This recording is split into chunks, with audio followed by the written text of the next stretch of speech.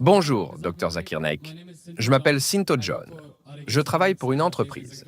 Je suis chrétien et je crois fermement que Jésus-Christ est mon Dieu.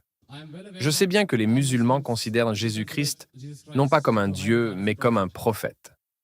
Ma question portera donc sur l'interdiction du porc en islam. Pour commencer, ma première question est la suivante. Croyez-vous en tous les mots de Jésus et ses miracles qui sont mentionnés dans la Bible? Et si c'est le cas, laissez-moi vous expliquer une chose. La raison pour laquelle les chrétiens croient que le porc n'est pas interdit vient de l'Évangile, où Jésus dit que ce qui entre en vous ressort, mais ce qui vient de votre cœur, c'est ce qui rend un homme pur ou impur. Si vous considérez cela, alors pourquoi cela contredit la parole de Jésus, car le porc est interdit en islam?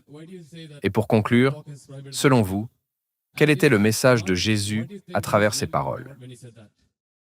Avant de répondre à votre question, j'aimerais remercier le président du Prix international du Saint-Coran de Dubaï, M. Ibrahim Boumala, ainsi que le vice-président, le Dr Saïd, pour nous avoir donné cette merveilleuse opportunité. Je prie le Dieu Tout-Puissant qu'il donne plus d'opportunités aux gens de Dubaï pour entendre de telles conférences, afin que de plus en plus de gens reçoivent la hidayah, la guidance. Inch'Allah, Inch'Allah, pour que les gens acceptent l'islam. Le frère a posé la question. Est-ce que je crois aux miracles de Jésus-Christ mentionnés dans la Bible? Frère, je crois à tout ce qui est mentionné dans la Bible si cela correspond au Coran. Si cela va à l'encontre du Coran, je n'y crois pas. Si cela ne va pas à l'encontre, mais ne correspond pas non plus, c'est ambigu. Tout ce qui correspond au Coran, j'y crois. En ce qui concerne la deuxième partie de la question, vous dites que l'interdiction du porc a été annulée parce que Jésus-Christ, paix sur lui, dit que ce qui entre en vous ressort et que les choses qui viennent de votre cœur sont ce qui rend un homme pur ou impur. Comment cela annule-t-il l'interdiction du porc? Vous ne réalisez pas que cela signifie que vous ne lisez pas la Bible. Jésus-Christ, paix sur lui, dit lui-même dans l'évangile de Matthieu, chapitre 5, versets 17 à 20.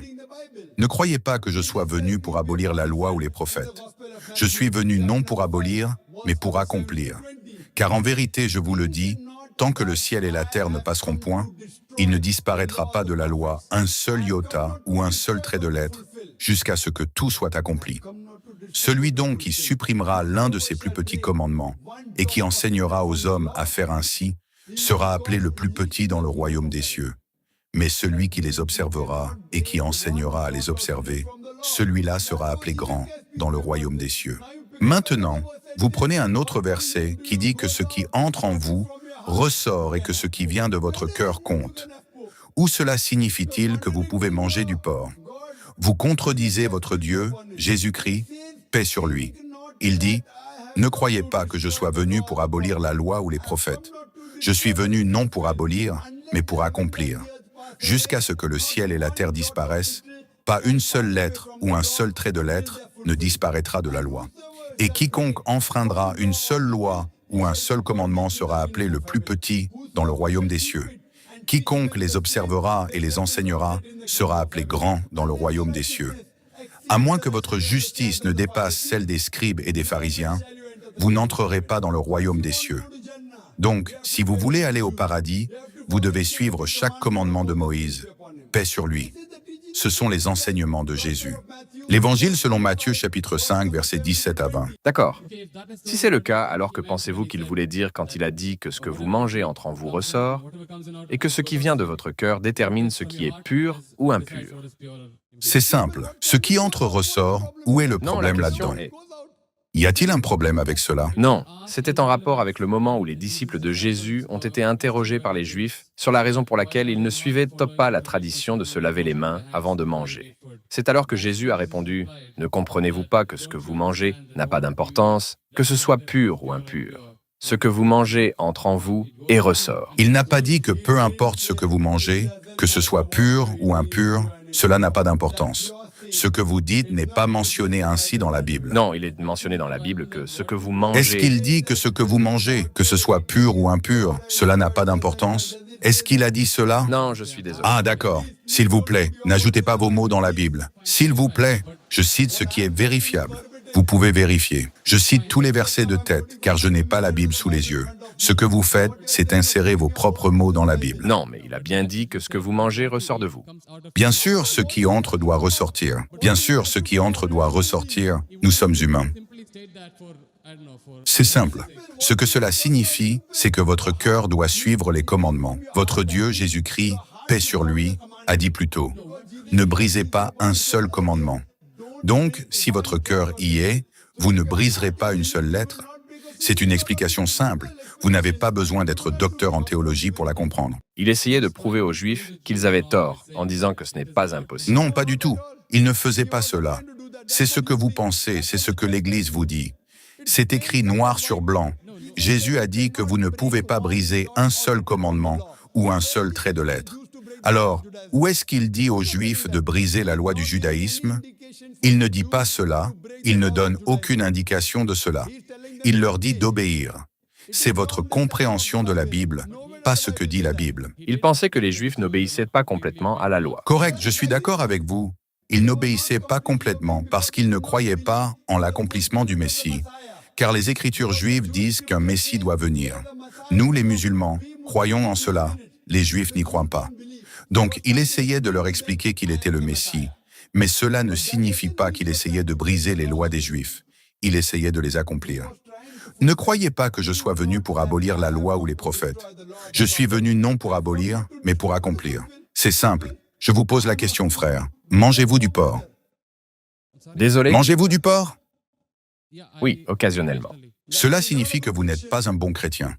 Vous n'êtes pas un bon chrétien. Même occasionnellement, si vous brisez une seule loi ou un seul commandement, vous n'entrerez pas au paradis. Ce n'est pas le Coran qui le dit.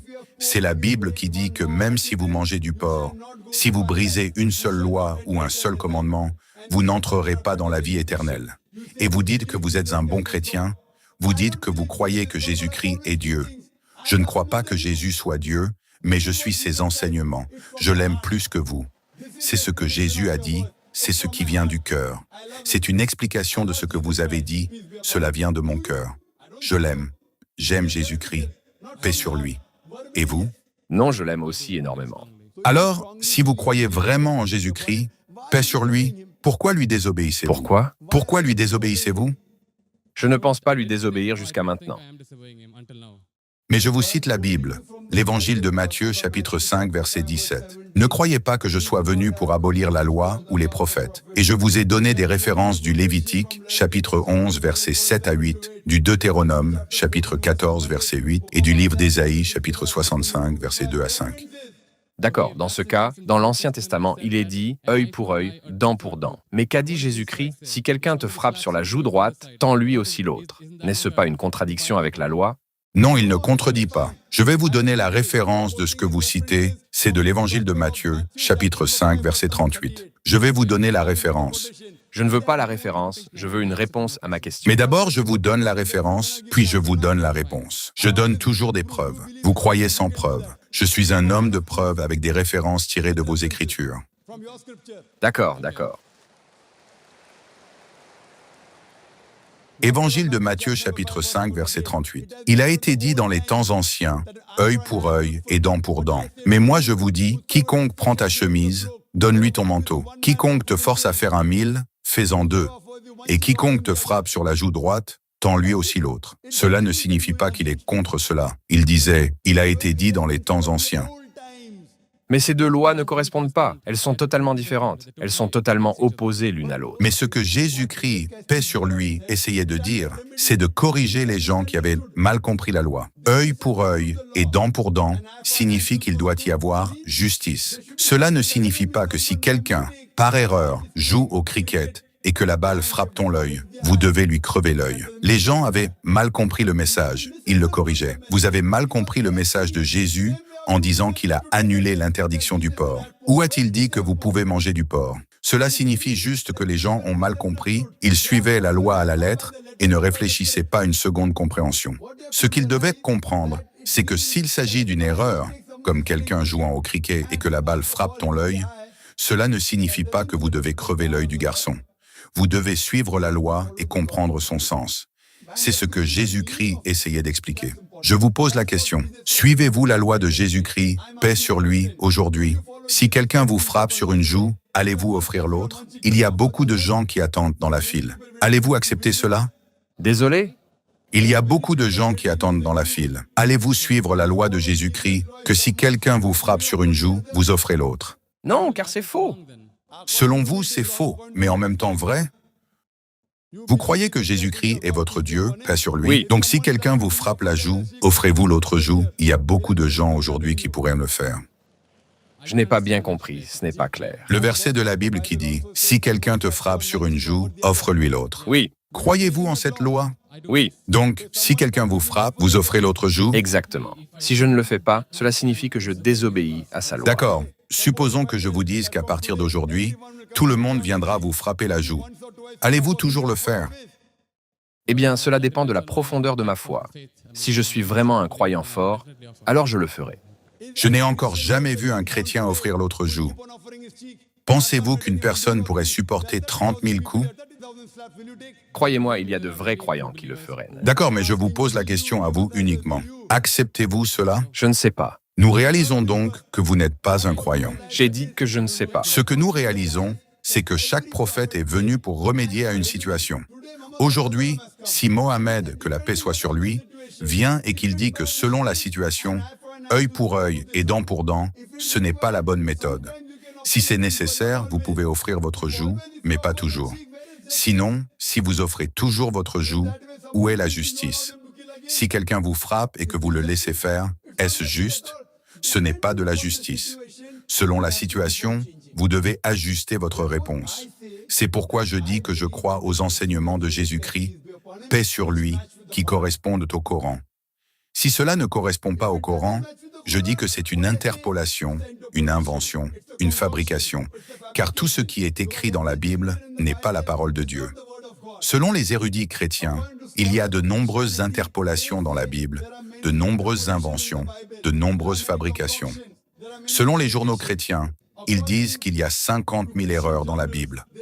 Combien? 50 000. C'est pourquoi je ne considère pas la Bible comme la parole de Dieu. Il y a beaucoup de malentendus mentionnés dans la Bible. Si vous lisez le livre de la Genèse, je pourrais donner une conférence uniquement sur les contradictions et les incohérences scientifiques. Donc oui, je ne considère pas que c'est la parole de Dieu. Considérez-vous la Bible comme la parole de Dieu? D'accord. Maintenant, dans le livre de la Genèse, chapitre 1, verset 16, il est dit que Dieu Tout-Puissant a créé deux lumières. La plus grande lumière, le soleil, pour régner le jour, et la plus petite lumière, la lune, pour régner la nuit. La Bible dit que la lumière de la lune est sa propre lumière. Croyez-vous cela? La lumière de la lune? C'est sa propre lumière. Croyez-vous cela? Non. Alors vous ne croyez pas en la Bible. La Bible dit dans le livre de la Genèse, chapitre 1, verset 14, que Dieu Tout-Puissant a créé la terre le troisième jour et a créé le soleil le quatrième jour. Cela signifie que la terre et les végétaux sont venus avant et que le soleil est venu après. Connaissez-vous la science, frère? Désolé? Connaissez-vous la science? Oui. La Bible dit que la terre est venue d'abord, puis le soleil est venu. Est-ce correct? Je ne sais pas. Non, scientifiquement, est-ce correct? La Terre est venue d'abord Et ensuite, le soleil est venu. La terre est venue le troisième jour, le soleil est venu le quatrième jour. Est-ce possible? Nous savons que le soleil est le corps dans le système solaire. Toutes les planètes qui tournent autour du soleil sont issues du soleil. Connaissez-vous le Big Bang? Oui. La Bible dit que la terre est venue le troisième jour, avec les végétaux, et le soleil le quatrième jour. Comment les végétaux peuvent-ils survivre sans lumière solaire? Est-ce possible? Si Dieu peut le faire de cette manière, pourquoi pas? Mais croyez-vous cela? Oui, Dieu peut tout faire, mais Dieu fera-t-il quelque chose qui est illogique? Est-ce que Dieu ferait cela? Raisonner avec Dieu, je ne pense pas que cela soit dans notre portée. Cela nous dépasse. Ce n'est pas dans votre portée, mais c'est dans la portée des êtres humains comme moi. Dieu doit être logique. Il ne peut pas être illogique. Sinon, si vous dites que c'est logique, alors vous croyez que tout est Dieu, que chaque pierre, chaque arbre, chaque singe est Dieu. C'est ce que font nos frères en Inde. Pour eux, tout est Dieu, et quand vous leur rappelez que c'est faux, ils disent de ne pas discuter de Dieu. Alors vous commencez à adorer des idoles, telles qu'une pierre. Frères, vous devez être logique. Cherchez la vérité, et la vérité vous libérera. Merci. J'espère que vous verrez la vérité, frère. Bien sûr. Si tu veux soutenir notre chaîne YouTube gratuitement, n'hésite pas à t'abonner et à mettre un pouce bleu. Si vous voulez savoir s'il y a des erreurs dans la Bible, clique sur cette vidéo.